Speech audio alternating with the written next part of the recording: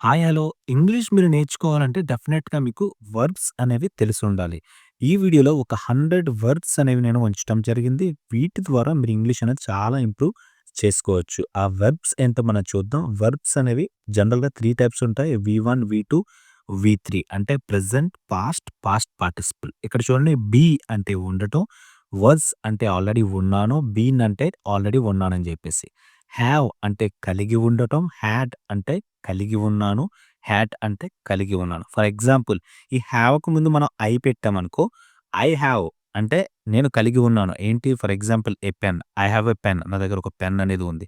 I had a pen అంటే నా దగ్గర ఒక పెన్ ఆల్రెడీ ఉన్నాది అని చెప్పేసి. అంటే వి2, వి3 పాస్ట్‌ని ఇండికేట్ చేస్తాయి. డూ అంటే చేయటం, డిడ్ అంటే చేసేసాను, డన్ అన్నా సరే చేసేసాను. సే అంటే చెప్పటం, సెడ్ అంటే చెప్పాను, సెడ్ అన్నా సరే చెప్పాను. గెట్ అంటే పొందటం, గాట్ అంటే పొందేసాను, గాటెన్ అన్నా సరే పొందేసానని. మేక్ అంటే తయారు చేయటం, మేడ్ అంటే ఆల్రెడీ తయారు చేసేసారు, మేడ్ అన్నా సరే తయారు చేసేసాను.